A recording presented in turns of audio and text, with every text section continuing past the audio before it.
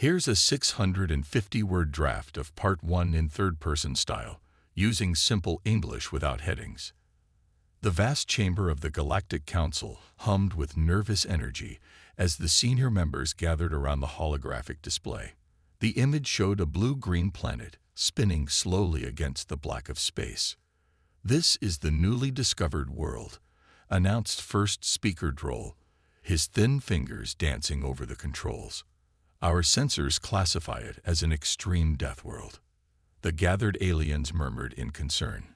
Death worlds were rare and dangerous places, planets with crushing gravity, toxic atmospheres, extreme temperature swings, and vicious predators. Most spacefaring species evolved on gentle worlds with stable climates and minimal threats. "Despite these conditions," continued Droll, "we detect signs of advanced civilization. These creatures call themselves humans." Ambassador Krell of the Valaxians stepped forward. With his blue skin and 4 eyes, he looked impressive in his formal diplomatic robes. "My people volunteer to make first contact." 3 weeks later, Krell's diplomatic ship entered Earth orbit. The crew stared through viewports in horror at the planet below. "The gravity readings are twice what we're used to," reported Science Officer Moole, her antenna twitching nervously. "The atmosphere contains highly corrosive oxygen, and the temperature variations are extreme." Krell adjusted his breathing mask. "How could anything live down there?" "The humans sent coordinates for our landing," said the pilot. "It's a place called New Mexico." The ship descended through clouds, touching down in a flat desert area. A group of humans waited nearby, standing casually in the punishing sunlight. "Atmosphere filters at maximum," ordered Krell as the airlock opened. Even with protection, the heat hit him like a physical blow. The aliens stepped out carefully, their bodies straining against Earth's gravity. They wore full environmental suits to protect against the oxygen-rich air that would burn their lungs. A human stepped forward. He was tall by alien standards, with a simple uniform and an easy smile. "Welcome to Earth. I'm Major Wilson. We're honored to be your first human contacts." Krell was amazed. The human wore no protective gear at all. He breathed the caustic air directly and moved effortlessly in the crushing gravity. "We prepared a meeting facility nearby," said Wilson, pointing to a building in the distance. The diplomatic team followed slowly, struggling with each step. They watched in awe as humans walked and ran without effort. Inside the building, both species sat around a large table. The aliens kept their protective gear on while the humans seemed perfectly comfortable. "Your world is remarkable," said Krell, choosing his words carefully. "Our species would find it most challenging." Wilson nodded. "We understand. We've prepared appropriate quarters for your team with adjusted gravity and atmosphere." The meeting continued for hours as they discussed basic cultural exchange. Krell was just beginning to relax when the floor suddenly shook violently. "Earthquake!" shouted one of the humans. "Everyone out." The room tilted as the ground rumbled. Ceiling panels crashed down. The aliens struggled to move in the heavy gravity while the building crumbled around them. Krell watched in horror as a section of ceiling collapsed directly onto 3 humans. There was no time to react before tons of material crushed them flat. "No," Krell cried, but strong hands pulled him toward the exit. Outside, the alien diplomats huddled together, watching the building collapse completely. Several humans were bleeding or injured, but worked quickly to help others. There were humans trapped inside, Krell told Wilson, his voice shaking. At least 3 were directly hit. They couldn't have survived. Wilson's face turned grim. "We'll search for survivors, but you're probably right. Nature can be harsh here." Later, aboard their ship, the alien diplomatic team prepared formal messages of condolence. Science Officer Moole added notes to her report about the dangers of Earth. "A terrible tragedy," said Krell, looking at images of the crushed meeting hall. "But now we understand why they call it a death world. Even its native species cannot survive its dangers." He couldn't know how wrong he was. 3 days after the earthquake, Krell sat in the temporary alien quarters, dictating his report to the Galactic Council. The incident had claimed 3 human lives, and the diplomatic mission continued in a somber mood. Despite the tragedy, the humans have shown remarkable composure, Krell noted. They speak of their lost members with respect, but continue their duties without visible distress. Perhaps death is so common on their world that they have developed emotional defenses our species lack. Science Officer Moole entered the room, her antenna twitching rapidly, a sign of extreme agitation among her kind. "Ambassador, you must come immediately," she said, her voice trembling. "What is it?" asked Krell. "The humans, the dead humans. They're here." Krell's 4 eyes blinked in confusion. "What do you mean here?" "At the entrance, requesting to continue the diplomatic talks." Krell hurried to the main entrance of their temporary base. There, standing in the harsh sunlight, were 3 humans. The same 3 he had watched die beneath tons of collapsed building. One had a bandaged head. Another wore a support device on his arm. The third moved with a slight limp. But they were undeniably alive, chatting casually with the human security team. "Impossible," whispered Krell. Major Wilson approached with a smile. "Ambassador, good news. Our team members are well enough to rejoin the discussions. They're eager to continue where we left off." Krell's skin changed from blue to pale gray, a sign of extreme shock among his species. But they were dead, crushed completely. The injured human with the head bandage stepped forward. "Just got knocked out pretty bad, sir. Spent a couple days in the hospital. Got a nasty concussion and needed some stitches, but I'll be fine." Hospital. Krell's translator struggled with the unfamiliar term. "Medical facility," explained Wilson, "where we treat injuries and illness." Krell stared in disbelief. He had seen the ceiling collapse. No living thing could have survived that impact. Yet here they stood, talking and breathing. Later, when the humans had left, Krell called an emergency meeting of his team.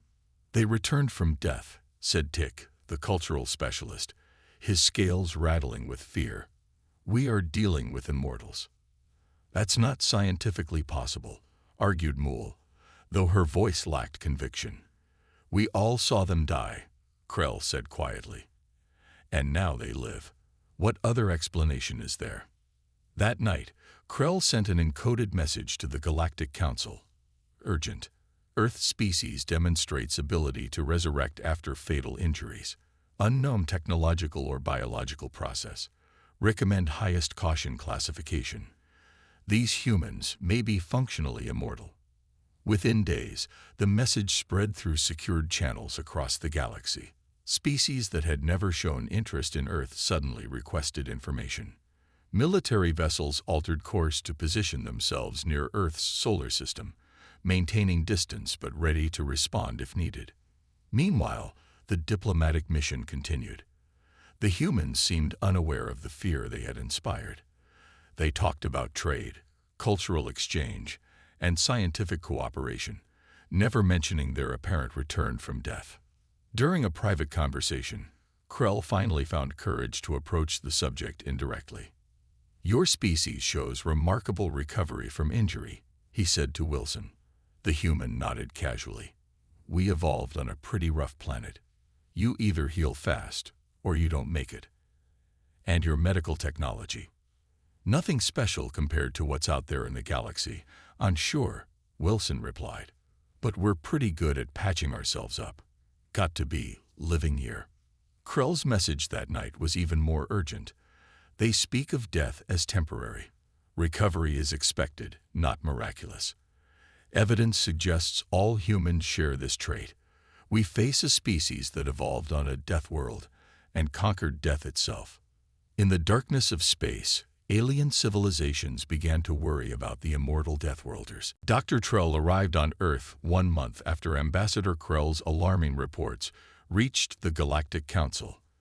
As the leading xenobiologist of the Galactic Science Academy, she came equipped with specialized scanning equipment and a determination to discover the truth about human immortality. Unlike the diplomatic team, Dr. Trell's mission was classified.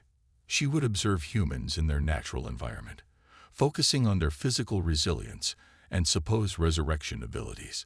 The council assigned her to shadow Captain Jack, a military officer who had survived multiple incidents that would have killed any normal species. Captain Jack has an impressive record, Dr. Trell told her research assistant as they reviewed his file. 3 combat tours, 2 crash landings, and once he was lost in something called a blizzard for 5 days. Perfect subject for our study. Captain Jack met them at a military base, his weathered face breaking into an easy smile. He stood tall and straight, showing no signs of his numerous brushes with death. "Welcome to Earth," he said. "I understand you'll be observing our joint military exercises." Dr. Trell's specialized vision could see the healed fractures in Jack's bones, the scar tissue beneath his uniform, evidence of past injuries that should have been fatal. Yet here he stood, alive and vibrant. For 2 weeks, Dr. Trell documented everything. She watched Jack lift weights that would crush her species, eat foods containing compounds toxic to most galactic races, and exercise in temperature extremes that should have caused organ failure. During a training exercise, Dr. Trell witnessed Jack hold his breath underwater for nearly 3 minutes. When he emerged, she scanned him secretly. His cells should be oxygen-starved, she whispered to her assistant. Yet they function normally. It's as if his body simply refuses to die. The 3rd week brought the incident that confirmed the Council's fears. Captain Jack was leading a transport carrying both human and alien observers to a remote training site. Dr. Trell sat near the back, monitoring the humans' vital signs with her hidden equipment. The transport flew through a mountain range, fighting against rough winds. A loud bang echoed through the cabin. The transport lurched violently. "Engine failure," shouted the pilot. "Brace for impact." The transport spun toward the ground. Dr. Trell felt the G-forces crush her against her seat. Her specialized biology, evolved for a low-gravity world, couldn't withstand the pressure. Darkness claimed her. She woke in a medical facility. Her assistant stood nearby, visibly relieved to see her conscious. "What happened?" Dr. Trell asked. "The transport crashed in a wilderness area," explained her assistant. "The humans pulled us from the wreckage before it exploded. 3 days have passed." "And Captain Jack?" Her assistant's expression darkened. "He went back for the pilot." The explosion. There was nothing left to find. The humans conducted a search, but the area is extremely hostile. They called it a mountain wilderness. Temperatures drop below freezing at night. Large predators roam freely. Even if he survived the explosion, the environment would finish him. Dr. Trell added this to her report. Perhaps now they would understand the limits of human resilience. Even immortals could be destroyed completely. 2 weeks later, as Dr. Trell prepared to leave Earth, an emergency communication interrupted her departure. "Captain Jack has been found," her assistant said, voice trembling. "He walked out of the wilderness this morning. He's alive." When Dr. Trell reached the medical facility, she found Jack sitting up in bed, looking thin and bearded but very much alive. "How?" she asked, forgetting scientific protocol in her shock. Jack shrugged. "Basic survival training. Found water, made shelter, caught some food. Took me a while to navigate out, but I knew someone would be looking." That night, Dr. Trell sent her final report to the Galactic Council. Humans don't just recover from death. They refuse its embrace entirely. What kills our kind merely inconveniences them. They call a lethal wilderness challenging. They are not just immortal. They are unkillable. The emergency session of the Galactic Council stretched into its 3rd day. Representatives from 200 species sat in the vast circular chamber, their nervous energy filling the room with a palpable tension. Dr. Trell's reports on human resilience had caused unprecedented concern. First Speaker Droll called for order as the latest intelligence was displayed on the massive central screen. "We have discovered disturbing information," announced Security Director Vex, his scaled skin flushing red with stress. Our deep historical archives show evidence that humans may have been exploring space far longer than they admitted. The room erupted in worried chatter. Vex displayed ancient images from various worlds, crude drawings, stone carvings, and faded photographs, all showing bipedal figures remarkably similar to humans. These records date back thousands of years, continued Vex, long before humans claimed to have achieved spaceflight. Yet these images from dozens of worlds show beings matching human appearance. Ambassador Krell stood to address the council. Perhaps these are simply coincidences. Many species evolve similar forms. That was our initial assumption, replied Vex, until we found this. The screen displayed an ancient photograph from a world called Terrace II. It showed a figure that looked exactly like a human, standing among the native Teresians. The date stamp indicated it was taken over 300 years ago. Impossible, whispered a council member. Human lifespans are supposedly less than 100 years. Unless, said Dr. Trell, rising from her seat, they are truly immortal and merely pretending to age and die. The council chamber fell silent as the implications sank in. What if humans are an ancient species? Suggested one representative. What if they seed themselves throughout the galaxy, pretending to die, only to reappear generations later? Their supposed death rituals could be a cover, added another. They place their bodies in containers in the ground. Perhaps these are stasis chambers, not graves. First speaker Droll raised his hands for quiet. We must proceed with caution. If humans have mastered immortality and kept it secret, we must discover why. A faction within the council, led by the militaristic Grex Confederacy, advocated for immediate action. These Deathworlders must be contained, insisted the Grex ambassador. If they cannot die, they could eventually overwhelm all other life in the galaxy through sheer persistence. More moderate voices prevailed, arguing for continued observation and diplomatic engagement. But privately, many council members began making preparations. Military vessels were repositioned. Research into human biology intensified. Some worlds even began constructing shelters designed to withstand human intrusion. Meanwhile, on Earth, the human diplomatic team noticed subtle changes in alien behavior. Where once there had been eager cultural exchange, now there was guarded conversation. Technical discussions became vague. Visits to human cities decreased. They're hiding something from us, said Defense Minister Thomas during a closed meeting with Earth's leadership. The aliens have reduced information sharing by 60% in the past month. Could they have discovered our military capabilities? Asked another official. I don't think that's it, replied the minister. Their behavior suggests fear, not strategic concern. Unknown to the humans, their visitors now observed them with new eyes. Every human injury, no matter how minor, was secretly documented.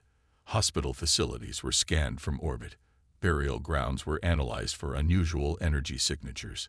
The Galactic Council created a classified designation for Earth, Immortal Deathworld, extreme caution. Trade routes were quietly altered to avoid Earth's solar system. Scientific missions were recalled. Even tourist vessels received subtle warnings about the dangers of human contact. As tensions grew, a small but vocal group within the Council pushed for more direct action. If humans were indeed immortal, they argued, then the galaxy faced an existential threat that required immediate response.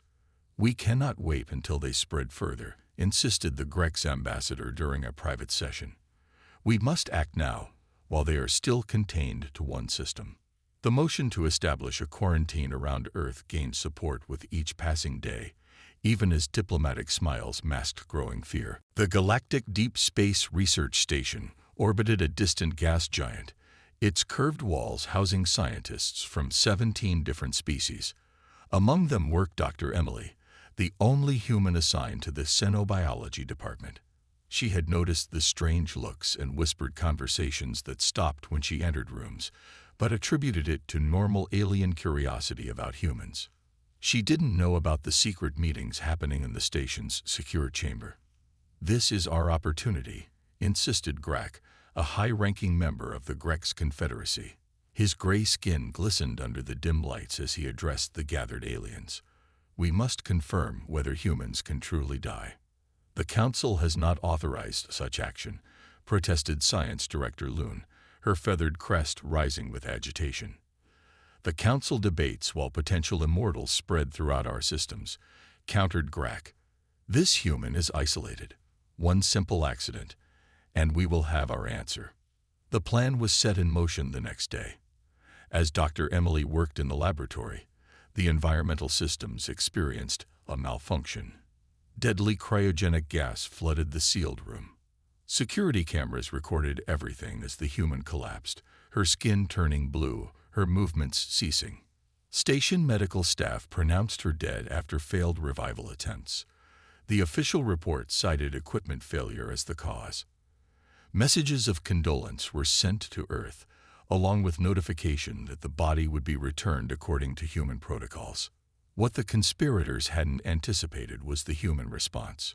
Within hours, an Earth vessel arrived, moving at speeds the aliens had never observed from human ships. The delegation that boarded the station included military personnel and specialized medical officers. "We need to see her," demanded Commander Reeves, his face showing no emotion. Immediately. The aliens led them to the preservation chamber, where Dr. Emily's body lay in stasis.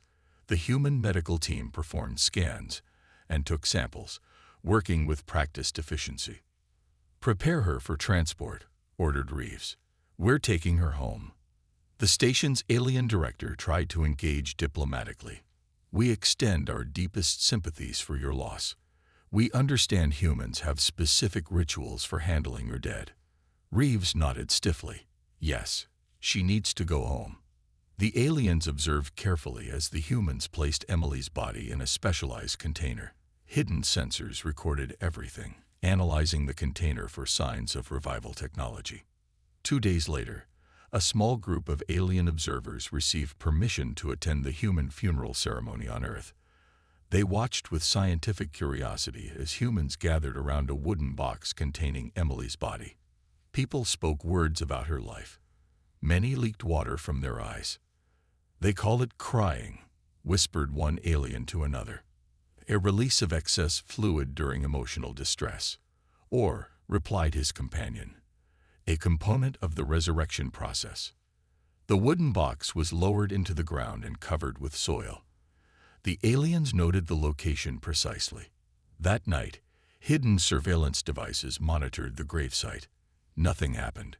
No humans returned to retrieve the body. No unusual energy signatures appeared. After 3 days, one of the more impatient observers suggested digging up the grave to check. "We cannot," said the senior observer. "It would reveal our suspicions. Besides, our instruments detect no life signs from below." Meanwhile, the conspiracy faced unexpected consequences. Station records showed the accident was deliberate. Earth demanded a full investigation. The Galactic Council, already nervous about human resilience, now faced human anger. Many council members distanced themselves from the Grex faction, fearing diplomatic incidents.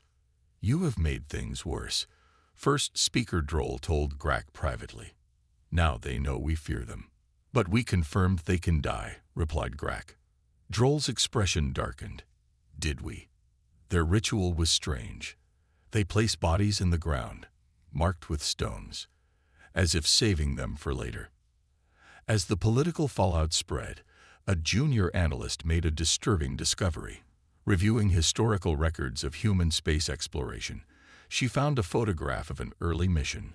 Among the crew stood someone who looked remarkably like Dr. Emily.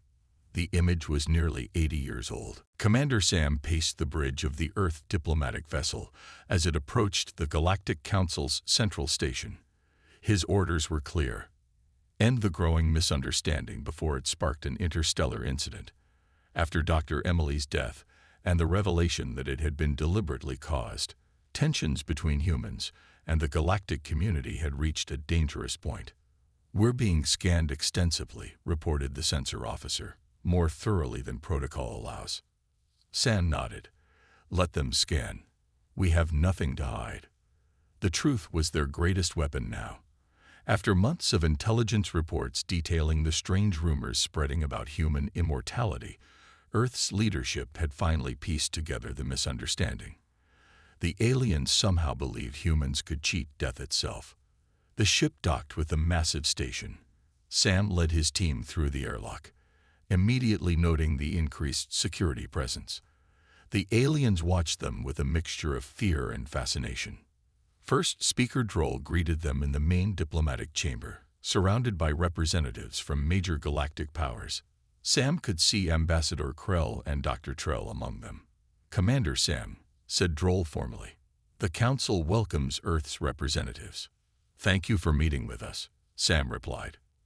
"We need to address a critical misunderstanding that threatens our relationship." The chamber quieted as Sam activated a holographic display. The first image showed a human medical facility. "You believe we are immortal," Sam stated plainly. "We are not. We die, just like your species. The difference is what we can survive before death claims us."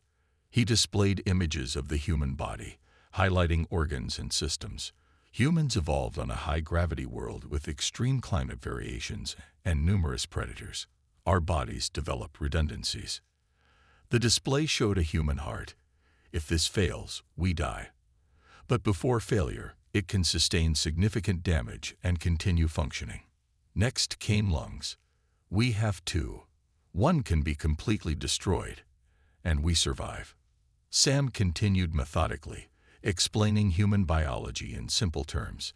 He showed how human skin could heal from wounds that would be fatal to other species, how human bones could break and mend, how human blood could replenish itself.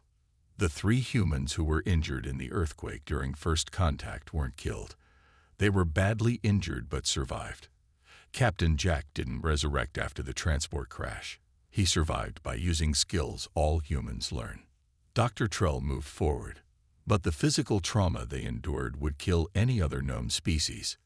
"Exactly," agreed Sam. "Not because we're immortal, but because we evolved on a world that tried to kill us every day."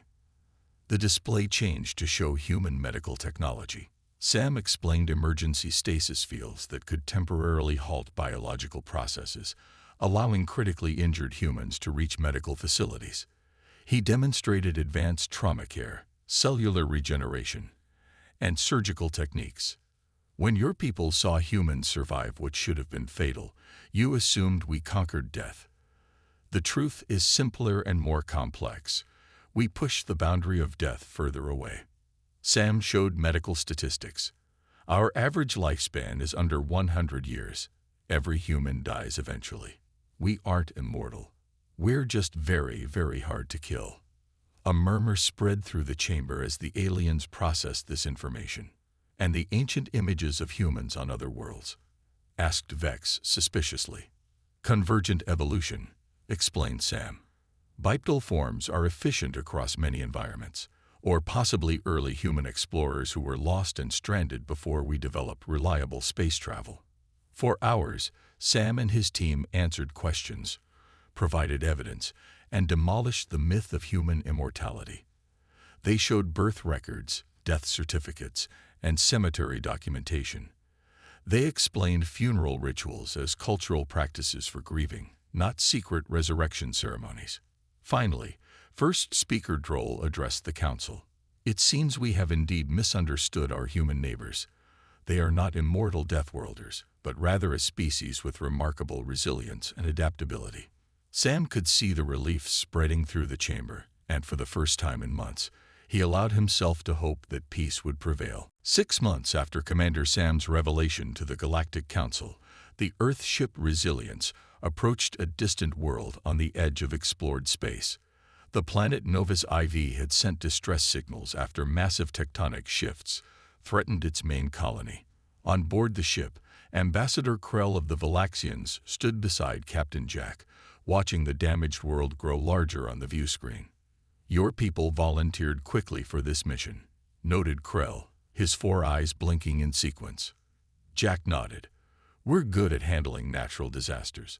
Plenty of practice." The Galactic Council had officially reclassified humans from Immortal Deathworlders to high-resilient species following the diplomatic breakthrough. The new designation acknowledged humans' extraordinary ability to survive extreme conditions without the mythical immortality that had caused so much fear. "The Council never expected you would use your abilities this way," said Krell, "to help others." The ship entered orbit around Novus IV. Sensors showed widespread destruction across the colony. Temperatures on the surface had risen to levels dangerous even for humans. Toxic gases escaped from newly formed fissures in the ground. "Conditions match Earth's Death Valley during a bad summer," reported the science officer, "with added volcanic activity." For the aliens on board, it was a nightmare scenario. For the human rescue team, it was Tuesday. The rescue teams deployed to the surface in specialized vehicles. The human members wore light environmental suits, while their alien colleagues required full life support systems. They worked together to locate survivors trapped beneath collapsed structures. Jack led a team into an unstable building where several colonists remained trapped. The air inside was thin and hot, filled with particles that scratched at the lungs. "Can't you wait for structural support?" asked the Novision coordinator over the comm. "No time," replied Jack, crawling through a narrow opening. "The foundation's shifting. Minutes matter." Krell, watching from the command center, understood now. What his people had mistaken for immortality was something else entirely, a willingness to push beyond normal safety limits, to take risks that would terrify other species. 3 hours later, the last survivors were evacuated. The human teams remained until the end, working in conditions that caused their alien colleagues' environmental alarms to scream in warning. During the journey home, the Galactic News Network broadcast a special report. "The human-led rescue on Novus IV has saved over 3,000 lives," announced the reporter. "The Galactic Council has officially approved the formation of a permanent joint emergency response force, combining human resilience with alien technical expertise." In the ship's medical bay, Jack winced as a doctor treated his burned arm. "Worth it," he said when Krell visited him. "Everyone got out alive." "I have a confession," said Krell, settling into a chair designed for his species. "When I first met humans, I thought your planet had made you monsters. Unkillable, unfeeling creatures who had conquered death itself." Jack laughed. "And now? Now I understand that your planet didn't make you monsters. It made you survivors. There's a difference." The ship's communication officer interrupted with an urgent message. Another distress call. Another world facing disaster. Without hesitation, Captain Jack ordered a course change. "You're injured," protested Krell. "Surely you'll remain on the ship this time." Jack shook his head. "I'll heal. Always do." As the ship altered course toward new danger, Krell finally understood the truth about humans. They weren't feared across the galaxy because they couldn't die. They were respected because they refused to let death stop them from living. In the years that followed, many alien worlds adopted human medical techniques. Several species even established training programs in extreme environments, teaching their people to push beyond comfortable limits. The term Deathworlder transformed from a fearful whisper to a mark of respect. The humans never achieved immortality, but they taught the galaxy that the boundary between life and death was not fixed. It could be pushed back one rescue, one survivor, one beating heart at a time.